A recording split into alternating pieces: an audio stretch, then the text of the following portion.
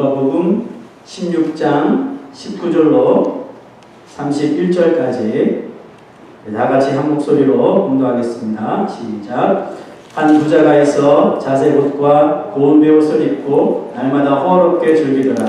그런데 나사로라 이름하는 한 거지가 헌데 투성이로 그의 대문 앞에 버려진 채 그 부자의 상에서 떨어지는 것으로 배불리게 하며 심지어 개들이 와서 그 헌데를 핥더라. 이에 그 거지가 죽어 천사들에게 받들려 아브라함의 품에 들어가고 부자도 죽어 장사되며 그가 궁부에서 고통 중에 눈을 들어 멀리 아브라함과 그의 품에 있는 나사로를 보고 불러 이르되 아버지 아브라함이여 나를 긍휼히 여기사 나사로를 보내어 그 손가락 끝에 물을 찍어 내 혀를 서늘하게 하소서. 내가 이 불꽃 가운데서 괴로워하나이다. 아브라함이 이르되 예 너는 살았을 때 좋은 것을 받았고 나사로는 고난을 받았으니 이것을 기억하라. 이제 그는 여기서 위로를 받고 너는 괴로움을 받느니라. 그뿐 아니라 너희와 우리 사이에 큰 구렁텅이가 놓여 있어 여기서 너희에게 건너가고자 하되 갈 수 없고 거기서 우리에게 건너올 수도 없게 하였느니라.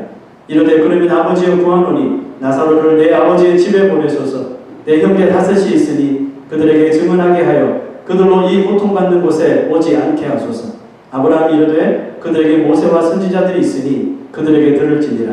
이르되 그렇지 아니하니이다. 아버지 아브라함이여 만일 죽은 자에게서 그들에게 가는 자가 있으면 회개하리이다. 이르되 모세와 선지자들에게 듣지 아니하면 비록 죽은 자 가운데서 살아난 자가 있을지라도 권함을 받지 아니하리라 하였다 하시니라. 아멘. 부자와 나사로 이야기입니다. 부자와 나사로 이야기는 예수님의 여러 예화 가운데 아마 우리가 가장 많이 들었을 거예요. 그죠? 우리나라들 다 알아요. 가장 많이 듣고 또 많이 배웠던 말씀이라고 생각합니다. 이 예화는 다른 예화에서 잘 볼 수 없는 아주 독특한 그 내용을 담고 있을 뿐만 아니라 기독교 교리의 핵심이 되는 그런 구원에 대한 이 조명을 하고 있습니다.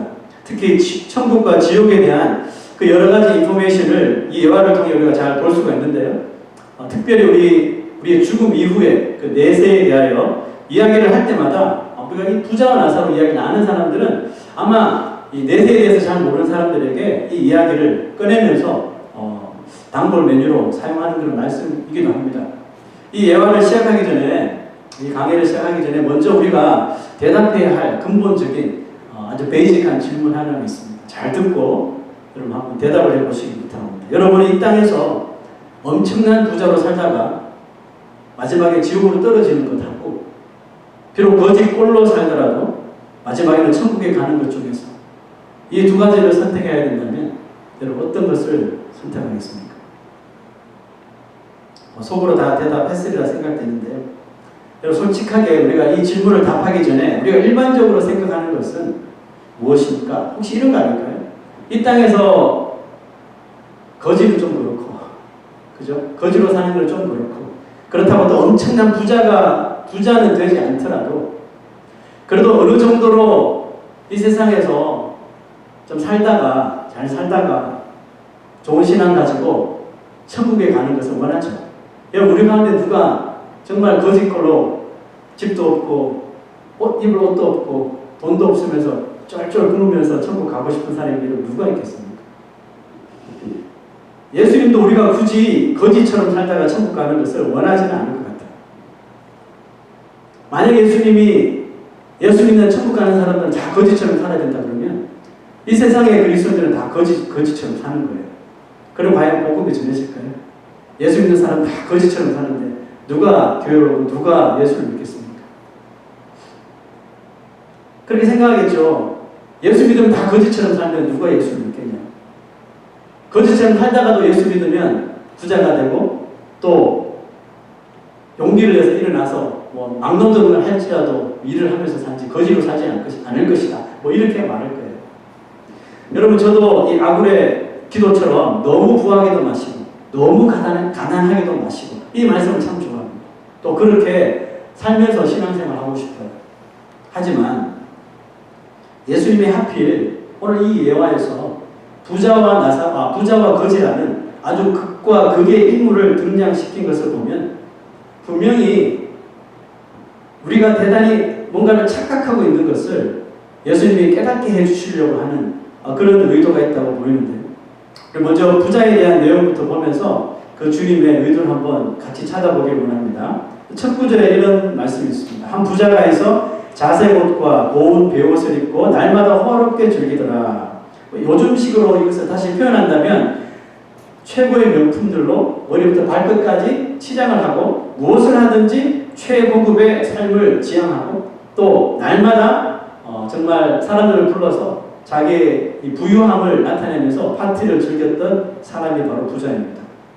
제가 저번 시간에 말씀드렸던 예수 물질에 대하여 말씀하시다 이 설교에서 말씀했듯이 거론했듯이 이 부자는 어떤 사람일까요?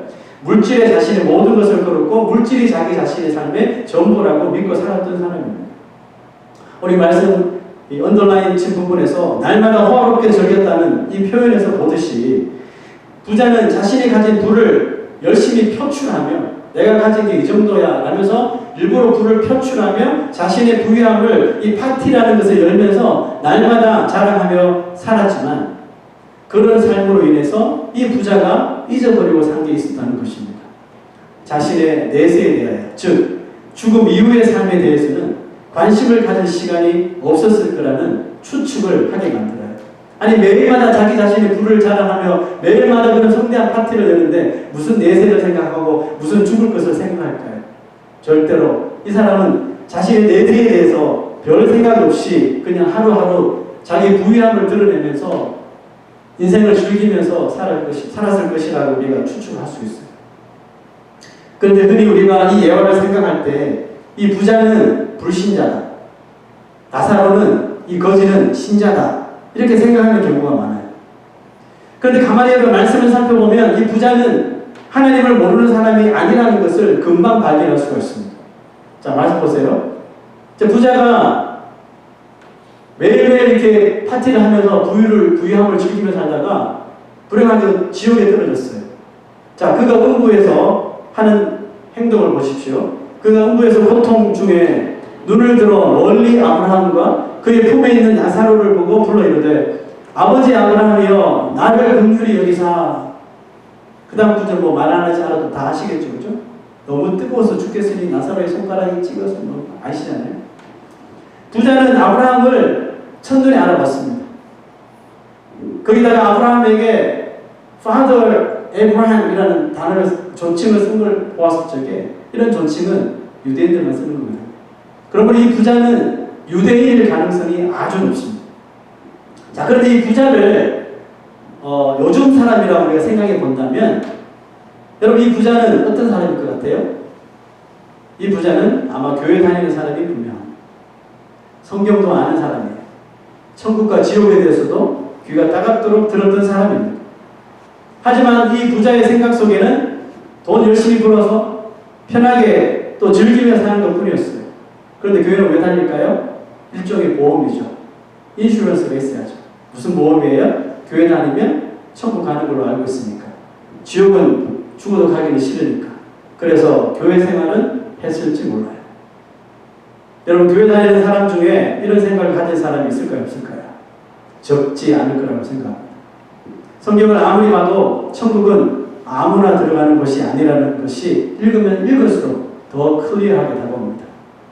그래서 예수님의 말씀이 점점 이해가 되는 거예요. 영생으로 가는 길은 무슨 길이에요? 좁은 길이다. 길이 협착하고 사람들이 많이 가지 않는 길이다. 사람들이 별로 없다잖아요. 어디로 사람들이 몰려요? 넓은 길, 고통이 없는 길, 편안한 길, 교회를 다녀도 고난을 만나지 않고 환난을 만나지 않고 아무 부족함도 없이 살아가면서 인생을 즐기면서 편하게 살아가는 길. 그런 길로 사람들이 모인다잖아요. 좁은 길을 가면 갈수록 더 길이 협착하고 줄어들기 때문에 사람들이 좁은 길로 가다가도 넓은 길로 갈아탑니다. 그러므로 좁은 길로 가다 보면 사람이 더 죽는 거예요. 그러나 넓은 길은 가면 갈수록 사람이 많아지고 길도 더 화려하게, 더 멋있게, 더 편안하게 바뀌어져 있을 거예요. 그러면서 생각하겠죠? 넓은 길로 가는 사람이 생각할 거예요. 아, 사람들이 많아지는 것을 보니 이 길이 맞는 것 같아. 보니까 도덕적으로 아주 훌륭한 사람도 있고 아주 인품이 너무너무 좋아 칭찬받는 사람들도 많고 도네이션을 많이 하는 부자도 같이 있고 유명한 학자들도 있고 유명한 신학자들도 있고 거기다가 결정적으로 교회 목회자들도 있고 교회 직분자들도 있다니까. 그러면서 점점 안심이 되는 거예요. 내가 가는 이 길이 너무너무 안심이 되는 거예요. 아, 이 길로 오길 진짜 잘했어. 난 분명히 천국에 가는 거야.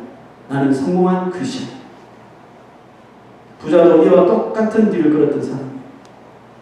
자신이 부자가 된 것이 하나님을 잘 믿어서라고 말합니다.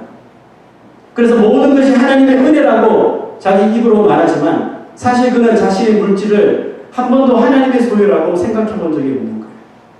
헌금은 형식적으로 정말 다른 사람들보다 더 많이 드렸을지 몰라도 어쨌든 자신이 손으로 땀 흘려 번 것은 모두 자신의 것이므로 자신을 위해서 사용했던 그런 부자였다는 거예요.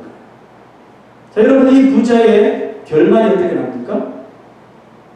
예상치 못했던 음부에 떨어지는 지옥이라는 결말을, 그 데스티네이션을 받게 되었어요. 반면에 천국 간 나사로 봅시다. 예수님은 나사로의 삶을 하필 거지로 비유하시겠단 말이죠. 그 거지로 비유하신 이유가 뭘까요? 거지로 살아야지 천국 간다는 소리는 여러분 절대로 아니는 그런 말 하면 절대로 믿지 마세요. 그건 거짓말입니다. 나사로가 왜 거지가 되었는지에 대해서는 부자가 왜 부자가 되었는지를 모르는 것처럼 우리가 알 수 없는 거예요. 그죠? 성경에서 이런 문제를 부딪힐 때 굳이 막 이것을 파헤치려고 하지 마세요. 머리 아파요. 그냥 성경이 말씀한 대로 아, 거지였구나. 근데 믿었나 보다. 천국 갔네. 이 정도로 아시면 되겠죠. 근데 여러분, 그럼에도 불구하고 정말 궁금해요. 왜 하필 예수님은 천국 간 나사로를 거지로 삼으셨을까? 굳이 우리가 한번 예수님께서 이 나사로를 거지로 등장시킨 이유를 한번 살펴보려고 한다면 저는 이런 생각이 들었어요. 아마 이 거지라고 하는, 홈리스라고 하는 이 타이틀이 이 풍경에는 그런 어떤 고유한 그런 특징, 그런 내용을 주님께서 말씀하시려고 하는 게 아닐까. 예를 들면 이거죠. 여러분, 거지는 아무것도 없는 사람이죠. 자신의 소유가 없는 사람을 거지라고 하죠. 집도 없고 돈도 없고 뭐도 없고 아무것도 없는 사람, 소유가 없는 사람을 우리가 거지를 하잖아요. 근데 성경은 천국의 사람은 이 세상의 집도 물질도 자신 모든 가진 것도 자신의 소유가 아니라 이 모든 것이 하나님의 소유임을 믿는 사람이죠. 이 사람이 크리스찬이고 이 사람이 하나님의 사람들이고 천국의 시민이라고 믿습니다.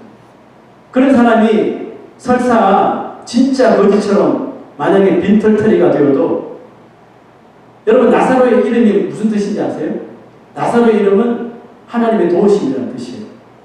그의 이름처럼 정말 그가 모든 것이 하나님의 소유임을 믿으며 살다가 일이 잘못돼서 정말 뱅크럽시가 되고 정말 진짜 거지처럼 빈털터리가 되어도 그의 이름의 의미처럼 하나님의 도우심은 그 사람에게 그 삶에 끊어지지 않는다는 뜻입니다. 저는 이것이 나사로를 거지로 등장시킨 예수님의 그 의도라고 생각하는데요. 자, 여러분, 이 거지 나사로의 결말은 어떻게 됐습니까? 부자와는 달리 천국으로 그의 결말이 나타나게 됩니다. 그런데 이 거지 나사로가 자기 자신의 능력으로, 자기 자신의 도움으로 천국 가게 됐나요? 아니잖아요. 하나님의 도우심. 모든 것이 하나님의 소유임을 믿으며 살았던 이 거지 나사로를 하나님께서 그의 생명을 도우심으로 천국에까지 인도해 주셨다는 것이죠. 솔직히 우리는 천국 간 나사로가 이 예화의 주인공인 줄 아는 경우가 참 많습니다. 그러나 이 예화가 초점을 맞추는 인물은 나사로가 아니에요. 여러분, 이 예화에서 더 조명을 받는 인물은 부자입니다. 예수님은 하나님을 믿는다고 말하는 이 부자가, 당연히 천국 가게 될 줄 알았던 이 부자가 천국에 들어가지 못한 이유에 대해서 여러분, 이 시대 우리 그리스도인들이 우리가 좀 심각하게 그것을 깨닫기를 원하는 것입니다. 그가 이 땅에서 화롭게 즐기며 살다가 어느 날 갑자기 죽었다는 것을 깨달아야 돼요. 우리가 아무리 세상에서 열심히 살고 또 즐기며 살아도, 편안하게 살아도 그 인생은 결국은 죽게 된다는 사실을 깨달아야 돼요. 죽어서 예상치 못했던 곳에 떨어질 수 있다는 것도 우리가 깨달을 수 있어야 돼요. 나는 분명히 천국 갈 거라고 확신했는데 지옥에 들어갈 수도 있다는 거죠. 그것을 깨달아야 하는 겁니다. 그리고 그 지옥에서 이 부자가 드디어 정신을 차렸다는 것을 우리가 깨달아야 돼요. 왜 예수님이 이 부자의 삶에 더 초점을 맞추는지 아세요? 여러분, 이 세상에는 나사로보다는 부자와 같은 마인드를 가지고 사는 사람이 훨씬 많기 때문에 압도적으로 맞을걸요. 당연히 교회 안에도 분명히 이런 사람들이 많을 거라고 생각합니다. 부자와 같은 의식을 가지고 살아요. 신앙은 마치 보험 들었다고 생각합니다.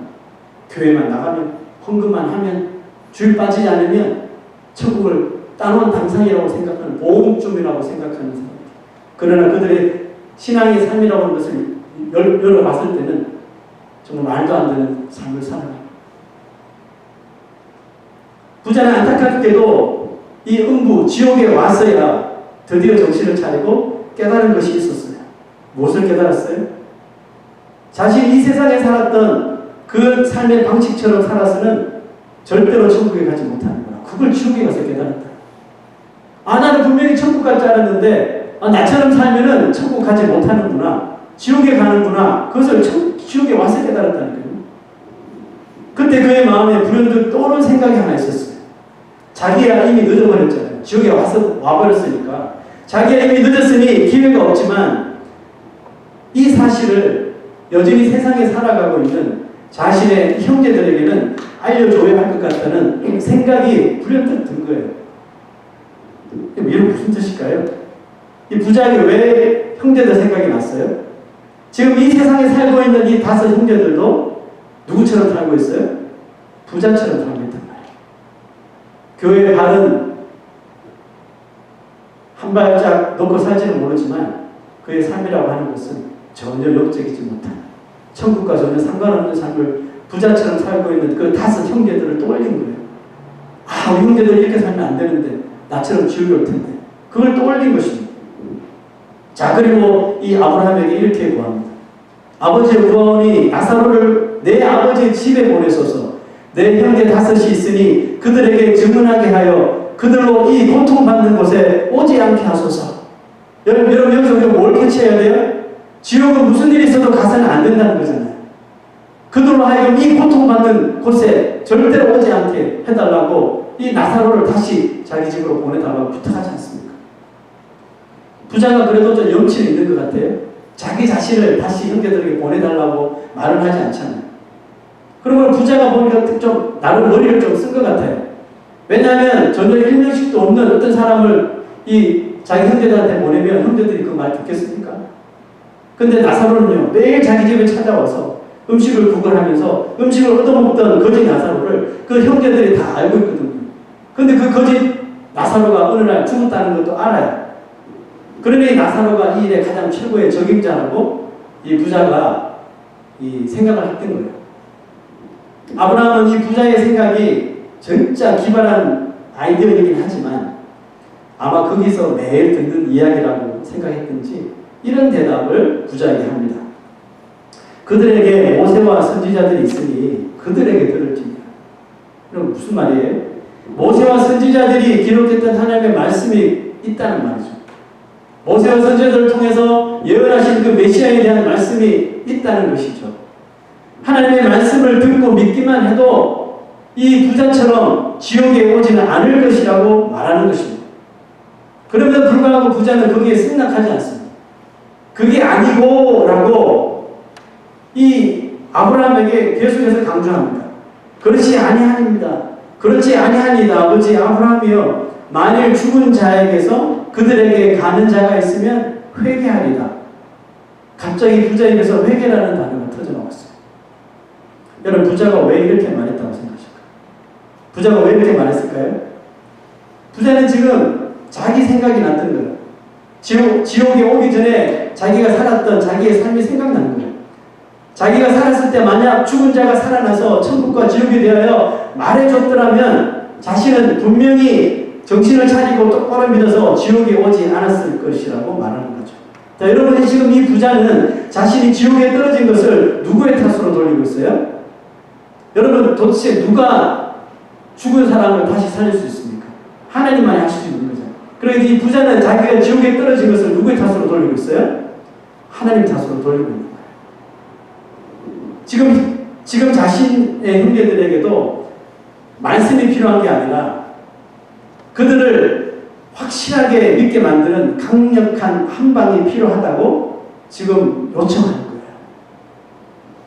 자신은 그런 경험이 없어서 지옥에 왔지만 자기의 형제들은 죽은 자가 살아와서 지옥과 천국에 대해서 말하면 분명히 정신을 차릴 것이라고 확신한 거예요. 하지만 부자는 아브라함에게 아주 의외의 말을 듣게 됩니다. 보시죠. 모세와 선지자들에게 듣지 아니하면 비록 죽은 자 가운데서 살아나는 자가 있을지라도 고난을 받지 아니하리라. 다시 말하면 하나님의 말씀을 듣지 아니하면 비록 죽은 자 가운데서 살아나는 자가 왔을지라도 그의 권함을, 그의 말을 절대로 듣지 않겠다는 말씀입니다. 여러분 이 말에 동의하십니까? 진짜 그래요? 여러분 정말 죽은 자가 자기 앞에서 살아나서 내가 금방 죽었다가 다시 살아났는데 천국이 있더라고요, 지옥이 있더라고요, 이렇게 권하는데도 믿지 않는 사람이 있을까요? 여러분 설마 그런 사람이 있을까라고 생각할지 모르지만 성경은 거짓말을 하지 않는다는 것을 너무나도 잘 아시지 않습니까? 예수님이 죽은 지 나흘이 된 나사로를 무덤 속에서 썩는 냄새가 진동하는 나사로를 붕대가 감겨져 있는 채 이 무덤 속에서 살려내십니다. 거기에는 예수님을 비난하는 바리새인들, 서기관들, 제사장들, 그죠? 사두개인들, 또 그 동네 사람들 다 모여 있었어요. 물론 그 기적을 보고 깜짝 놀라서 예수님을 믿은 사람도 있었어요. 그렇지만 정작 예수님 앞에 무릎을 꿇고 예수님이 하나님의 아들이심을 회개를 해야 할 바리새인들은 믿기는 고사하고 오히려 더 스토블하게, 더 고집불통이 되었습니다. 그리고 무슨 계획을 세웁니까? 죽음에서 나사로를 세운 이 나사로의 일로 인하여 예수를 죽이려고 하는 거죠. 그리고 나사로까지 죽이려는 음모를 꾸몄습니다. 음모만 꾸몄나요? 결국 예수를 십자가에 못 박아 죽였습니다. 죽은 자를 살리신 그 하나님 앞에서 회개는 무슨 회개예요? 왜 이러한 어처구니 없는 현상이 일어나는 걸까요? 죽었던 자가 다시 살아났는데도 그것을 믿지 않으려 하는 것은 도대체 무슨 이유입니까? 여러분 왜냐하면 이 기적이라고 하는 것은 결국 다 외부적인 현상이잖아요. 눈으로 보이는 외부적인 현상이잖아요. 불가능한 것이 가능하게 되는, 눈에 다 보여지는 그런 외부적인 현상일 뿐이죠. 물론 예수님은 그런 기적을 통해서 사람들이 예수님이 하나님의 아들이심을 믿게 하시려고 기적을 보여주셨어요. 그러나 사람들이 정말 그랬나요? 아니에요. 예수님의 오병이의 기적, 칠병이의 기적, 사람을 살리고 병자들 일으키는 기적을 보면서 신나했습니다. 자기 자신의 죄를 회개하고 예수님을 메시아로 믿기보다 또 다른 기적을 보기 위해서 예수님을 졸졸졸 따라다닌 거죠. 너희가 나를 믿으려면 더 큰 고난의 잔을 마셔야 된다 했더니 다 도망가 버렸잖아요. 기적을 통해서 정말 회개하는 사람이 나왔나요? 있어도 극소수였죠. 대부분의 사람들은 또 다른 기적, 또 다른 심리적인 체험을 보기 위해서 예수를 쫓은 것입니다. 여러분 예수를 잘 믿지 못하는 사람이 기적 같은 것을 보면 금방 믿을 것 같죠? 아니, 금방 믿을 것 같지만 실상은 그렇지 못할 거라는 것. 정말 신비스러운 현상을 보고 믿음이 생긴 사람은 여러분 공교롭게도 계속 그런 현상만 따라다니고 추구하게 됩니다. 그러다가 그 현상이 사라지면 믿음도 뭐가 없어지는 거죠. 여러분 눈으로 보면 되는 걸 왜 힘들게 말씀을 읽고 긴 시간에 묵상하는 시간, 그 시간 낭비 왜 하냐고 이렇게 말해요. 그냥 다이렉트리 귀로 듣고 눈으로 보면 되는데 뭘 그렇게 말씀을 연구하고 말씀을 공부하고 뭐 말씀을 통해서 깨닫고 그런 시간이 있냐. 바로 다 보면 됩니다. 이렇게 말하는 거죠. 여러분 광야에서 이스라엘 백성들 퍼스트 제너레이션이 다 죽었죠. 여러분 광야에서 죽었던 1세대들이 가나안에 들어갈 수 없었던 이유가 여러분 뭔지 아세요? 참 공교롭게도 그들이 가나안 땅에 들어가지 못하고 광야에서 죽었던 이유는 맨날 기적만 봤어요. 한번 생각해 보세요. 여러분 이집트, 애굽에서부터 광야 이르기까지 이스라엘 백성들이 본 것은 다 기적이에요. 여러분 그 수많은 이 백성들이 400년 동안 이집트에서 살았거든요. 아무리 종살이를 했지만 한꺼번에 모든 민족이 광야로 나간다는 게 말이 돼요, 여러분? 안 되는 거예요. 그래서 하나님께서 기적을 보는 거예요. 10가지 재앙을 계속해서 보여주시고 마지막 장자의 이 죽음까지 딱 보여주시면서 자기 아들이 죽지 않으니까 따라간 거예요. 믿음이 있어서 따라갔을까요? 믿음이 있어서 따라간 사람도 있지만 죽기 싫어서 따라간 사람도 많았어요. 그 이후로 기적은 계속됩니다.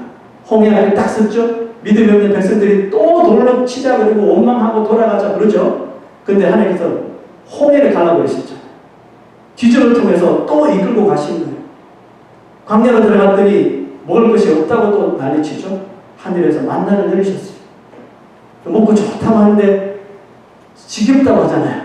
만나 먹기 지겹다고 하잖아요. 또 메추라기를 보여주시는 기적을 보이시고 목마르다면 반석 쪄서 물을 내시고 계속해서 기적만 보여주셨다는 거예요. 하나님께서 왜 이 믿음 없는 백성들에게 기적을 보여주셨어요?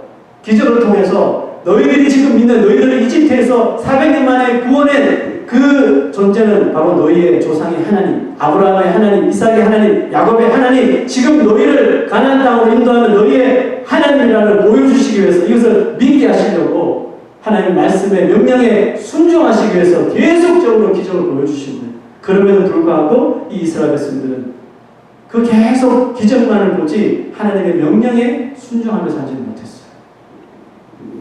말씀 따르려고 하니까, 율법 따르려고 하니까 너무 골치 아프고, 예? 대충 그냥 땡깡 부리고 하나님 앞에 불평하면 또 하나님께서 어냐어냐 하면서 기적 보여주시니 그렇게 살다가 가난 가지 뭐. 이렇게 마음 먹은 거예요. 결국 하나님께서 불뱀을 보내시죠. 독뱀 중에서 최고의 독을 가진 불뱀을 보내셔서 하나님의 말씀에 순종하지 않는 자를 다 물게 하시잖아요. 그리고 뭐라고 말씀하셨어요? 노뱀을 이 장대에 매달아놓고 이 뱀을 쳐다보는 사람은 그 독이 다 나을 것이다. 그런데도 불구하고 안 쳐다보는 거예요. 뱀에 물리게 하셨으니 또 다른 기적을 통해서 낫게 하실 거야 아마 하면서 다 죽었어요. 여러분 1세대들이 광야에서 왜 죽었어요? 기적 때문에 죽었어요. 다시 정확하게 얘기하면 기적만 바라보다가 죽었단 말이에요. 성경은 이렇게 말합니다. 성경은 하나님의 감동으로 된 것이라고 했죠. 그것을 진정으로 믿는 사람이 정말 감동을 주시나? 정말 성경을 읽으면 내 마음이 뜨거워지고 하나님의 나라를 보게 하시나? 정말 그런가 하여서 말씀을 읽고 말씀을 간절한 마음으로 묵상할 때에 정말 성령의 감동 강화가 그 사람의 마음에 임하게 되는 것입니다. 그 성령의 역사하심으로 믿지 못하는 사람의 마음에 뭐가 일어나요? 내적인 변화가 일어나게 되는 것이라고요. 부자는 자신의 형제들이 죽은 자가 살아가면 회개하게 될 것이라고 했죠. 과연 여러분, 이 부자는 형제들이 무엇을 회개하기를 바랬을까요? 생각해 보신 적 있어요? 이 부자의 형제들이 도대체 무엇을 회개하기를 바랬을까요? 아브라함이 그거 물어봐야, 이 부자에게 물어봐야 시간 낭비라고 여겨서 무엇을 회개하기를 원하니 묻지도 않았어요. 왜 그랬을까요? 무엇이 진정한 회개인지 부자는 전혀 모르기 때문에. 왜 그래요? 이 세상 살면서 회개라는 걸 해보지 않았거든. 회개가 무엇인지 모르고 모세와 선지자들의 말씀이 있음에도 불구하고 그거 다 제쳐놓고 살았으니 회개가 뭔지를 모르는 거예요. 근데 귀로 들은 것을 일생하죠. 죽은 자가 나사로가 살아가면 저들 다 회개할 거예요. 근데 그 회개가 무슨 회개인지 모르는 거예요. 아마 부자는 그 회개에 대해서 그저 유대교에서 배운 식으로 그런 띠어리를 알고 있었을 거예요. 자신의 잘못을 유감스럽게 여기며 거기에 대해 어떤 보상을 하려고 소를 잡고 양을 잡고 이런 보상을 하려는 마음을 먹는 정도로 이 회개를 생각했을지 모릅니다. 유지 피터스는 회개에 대해서 이렇게 말했습니다. 성경에서 말하는 회개는 죄인이 하나님께로 돌아오는 것이고 하나님이 자신의 백성을 다루시는 방식으로 돌아오라는 하나님의 요청이 회개다 이렇게 말했어요. 너무 많은 말인 것 같아요. 그렇습니다. 하나님이 자신의 백성들을 다루시는 방식이 다 있습니다. 다윗이 자신의 잘못을 인정하고 회개하는 대표적인 시편이 있죠. 그것이 바로 시편 51편인데 그 시편 51편에서 다윗이 자기 자신의 죄를 하나님 앞에 회개하고 이런 약속을 합니다. 나를 주 앞에서 쫓아내지 마시고 주의 성령을 내게서 거두지 마소서. 주의 구원의 즐거움을 내게 회복시켜 주시고 자원하는 심령을 주사 나를 붙드소서. 그리고 하는 약속을 보세요. 그리하면 내가 범죄자에게 뭘 가르치리니? 주의 말씀, 주의 도를 가르치리니 무슨 일이 벌어져요? 죄인들이 죽게 돌아오리이다. 다시 깨달은 게 뭐예요? 죄의 회개는 하나님의 말씀을 통해서 온다는 거예요. 하나님의 말씀을 통해서 그 죄인이 내적인 변화가 일어나면서 하나님의 방식으로 다시 돌아오는 것. 자기가 그렇게 하겠다는 겁니다. 자기가 그런 죄를 지었으니까. 주의 도를 범죄자에게 가르치니 죄인들이 그 말씀을 통해서 다시 죽게 돌아올 것입니다. 라고 이 약속을 한 거예요. 진정한 회개는 이렇게 주의 말씀을 통해서 자신의 죄를 깨닫고 하나님께로 돌아오는 것이라는 겁니다. 여러분, 우리가 왜 날마다 성경을 읽고 왜 제가 입에 막 침이 마르도록 바이블 타임 하자고 예? 그냥 성경을 읽어도 되는데 책으로 된 걸 다시 구해가지고 여러분 하루하루 읽으면서 좀 생각을 하고 묵상을 하고 쓰기도 하고 왜 그렇게 여러분 제가 하자고 계속 여러분 졸라댑니까? 왜 여러분 우리가 날마다 말씀을 읽고 공부하고 왜 이 말씀을 설교를 통해서 배우고 설교를 통해서 듣고 왜 이걸 해야 될까요? 여러분들의 이 성경 지식을 더 쌓게 하기 위함입니까?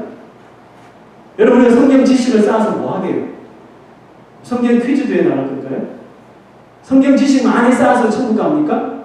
아니잖아요. 그래도 없는 것보다는 있는 게 낫죠. 그건 맞는 말이에요.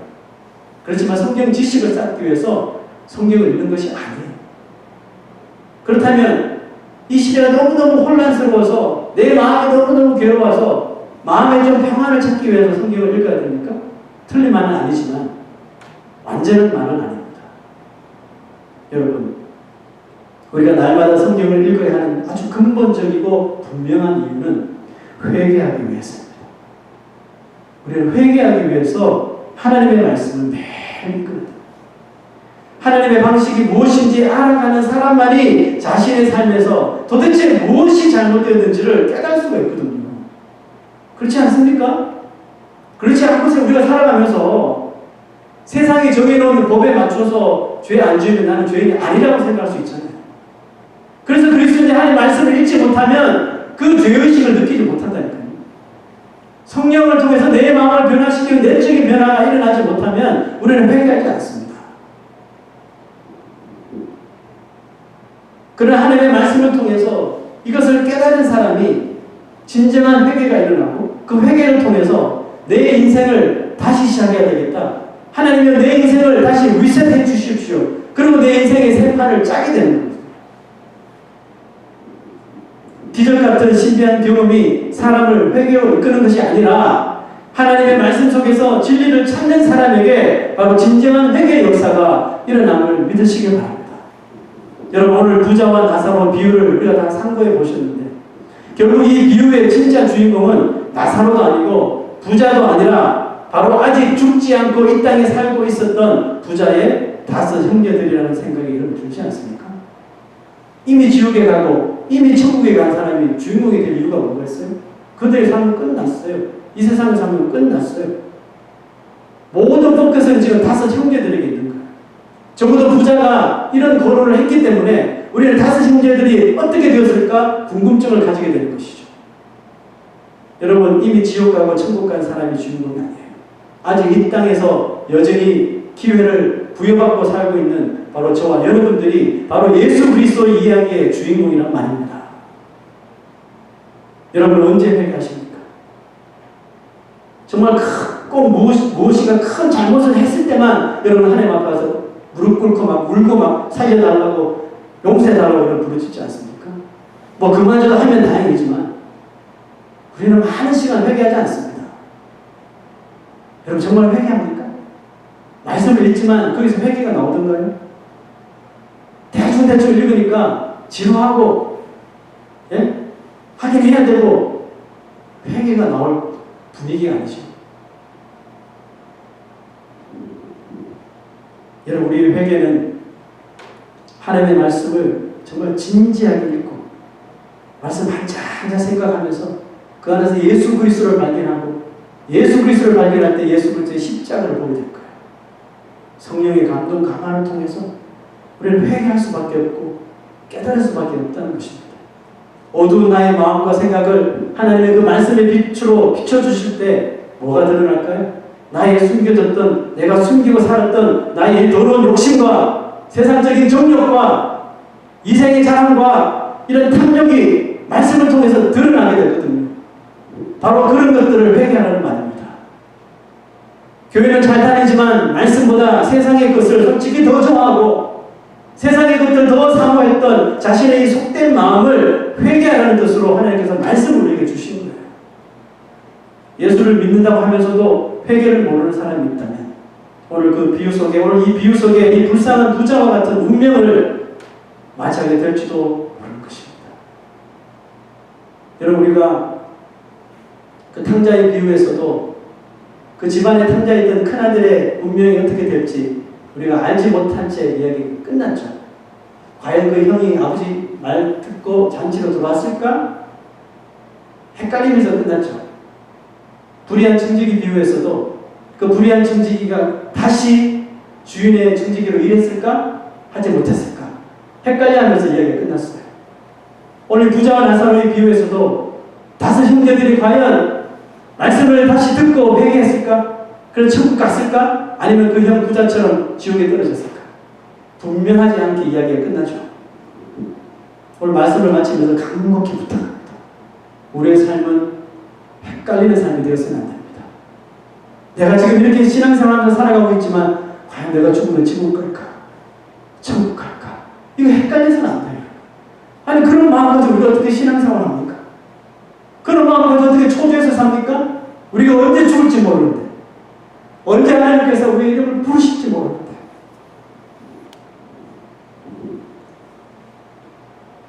여러분, 하루를 살아도 천국의 시민이라는 확신을 가지고 살아야 되는 거 아닙니까? 헷갈려서는 안 돼요. 간곡히 부탁드립니다. 하나님의 말씀을 읽으셔라. 다 아는 내용이라도 다시 읽으셔요. 그 속에 하나님께서 영감을 주신다니까요. 살아가야 할 지혜를 주실 뿐만 아니라 회개해야 할 그 마음을 말씀을 통해서만 주시는 거예요. 성경을 읽으십시오. 그리고 자신을 그 말씀에 비춰보셔요. 나에게 주신 말씀이라고 자꾸 비춰보셔요. 그 말씀을 비춰보시면 예수 안에서 내가 살아야 할 새로운 삶이 보이기 시작하실 것입니다. 그리고 천국이 멀게만 느껴졌던 천국이 보이기 시작하실 것입니다. 여러분, 천국이 헷갈리면 안 돼요. 오늘은 천국이 보이고 내일은 지옥이 보이고 이게 아니에요. 여러분, 우리가 믿음의 눈으로 신앙생활하고 말씀에 따라 내 삶을 변화시키며 하나님의 방식으로 살아갈 때 천국이 뚜렷하게 보여야 되는 거예요. 여러분의 결말은, 이렇게 살아갈 때 여러분들의 결말은 분명히 천국이 될 줄로 확신합니다. 우리 다 같이 일어나셔서 우리 헌신의 찬송 보시고